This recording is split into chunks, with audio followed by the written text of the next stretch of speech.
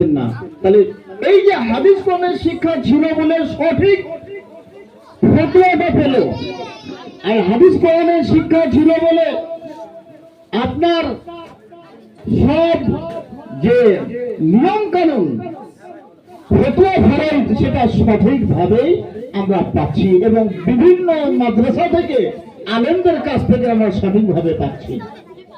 তাই আজকে আমাদের যুবক সমাজ এমন অবস্থা হয়ে গেছে যে তারা বিভিন্ন ভাবে অন্যায় কাজে তারা সময়টা কাটাচ্ছে। যে এরকম একটা মাদ্রাসা, সেখানে যে আমরা যাই অন্তত কোরআনটা শিক্ষা করি। নবী আমার বলছেন পৃথিবীর মধ্যে সব থেকে আমার কাছে ভালো যে কোরআন শিক্ষা করে এবং কোরআন শিক্ষা দেয়। তাহলে এত দামি কথা, মূল্যবান কথা আল্লাহ রাসূল তিনি বলছেন। আজকে আমি বলি নিজামিয়া মাদ্রাসা, যে মাদ্রাসাগুলো আজকে আমরা বিভিন্ন জায়গায় দেখি, সোলেডাঙ্গা, কলিন্দা, এইভাবে বিভিন্ন জায়গায় আমরা দেখতে পাই সেখানে আলেম তৈরি হয়। সেটা আপনাদের গ্রামেই তৈরি হচ্ছে।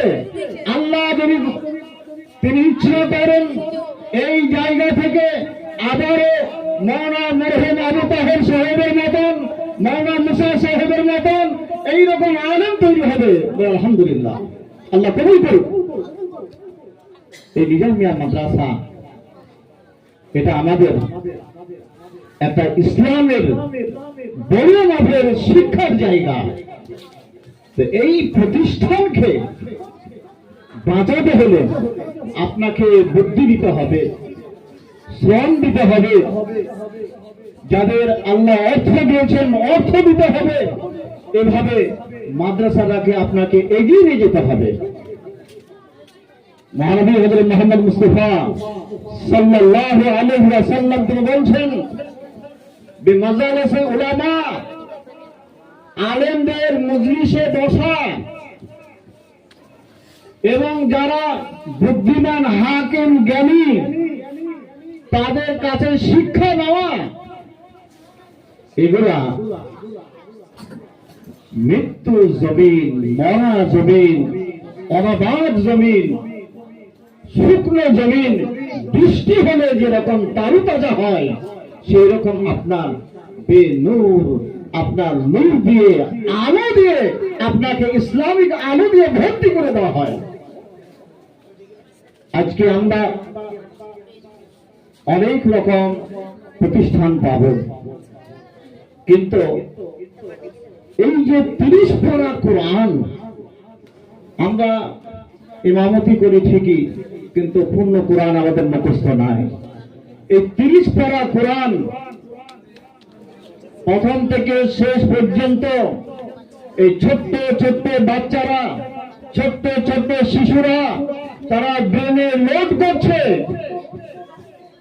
যে কোরআন সব থেকে দামি মূল্যবান শিক্ষা, যে শিক্ষার কথা এক একটা অক্ষরে 10 করে নাকি, আর এই কোরআনটা যে শিক্ষা করছে, ব্রেনে লোড করছে, মুখস্থ করে রাখছে, এটা কত বড় আপনার বড় ধরনের কাজ। আর এই বড় ধরনের কাজের পিছনে আমাদের কত মেহনত করা দরকার। আজকে অনেক মুরব্বী সাহেবরা বলেন, মুরব্বী সাহেব ব্রেনটা বয়স হয়ে গেছে, ঠিক নাই, একটা সূরা পড়তে গিয়ে অন্য সূরায় চলে যাচ্ছি, 4 রাকাত ফরজ নামাজ 3 রাকাত পড়েই সালাম ফিরে দিচ্ছি, এই অবস্থা হচ্ছে, কি হবে? এরকম অনেক মুরব্বী সাহেবরা ফতোয়া জানতে চান। তাহলে এই যে পূর্ণ কোরআনটা যেখানে মুখস্থ করানো হয়, কোরআনের দাস দেওয়া হয়, তাহলে সেই জায়গাকে কতটা আপনাকে ভালোবাসতে হবে এবং চতুর্দিক দিয়ে বুদ্ধি দিয়ে বিবেক দিয়ে, যাদের অর্থ নাই আপনি আপনার তাদেরকে বুদ্ধি দিলেন যে এইভাবে এইভাবে করতে হয় মাদ্রাসাটা। যাদের অর্থ আছে তারা এগিয়ে আসতে হবে, অর্থ দিতে হবে। আর যেনারা হেল্প করবেন অনেক হেল্প করার পরে অনেক প্রতিষ্ঠান থাকে না যে তারা ঠিক জায়গায় গিয়ে পড়াশোনা করে। মাশাআল্লাহ, হেল্প করার পরে এখানে সেই ধর্মের প্রতিষ্ঠান নিজামিয়া মাদ্রাসা হেল্প করলো, আর করার পরে তারা অন্য জায়গায় কোথাও যেতে হবে না, এখানেই তারা আপনার শিক্ষা পাবে, হাদিস কোরআনের শিক্ষা। তাদেরকে বিভিন্ন জায়গায় যেতে হতো। আজকে আমরা বিভিন্ন জায়গা থেকে পড়াশোনা করে এসেছি। মৌলানা আব্দুল হালিম সাহেব, আপনাদের ইমাম সাহেব উত্তরপ্রদেশ গেছেন, আমি বিহারে ছিলাম, তো এইভাবে বিভিন্ন জায়গায় যেতে হয়েছে। আজকে আপনাদের গ্রামের মাদ্রাসা, এই মাদ্রাসা আপনাকে যত্ন দিতে হবে।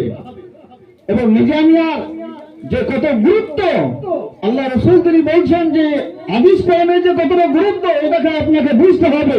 আজকে আমরা বিভিন্ন জায়গায় টাকা পয়সাকে খরচ করে দিই, নষ্ট করে দিই, আর যে শিক্ষার জন্য আপনি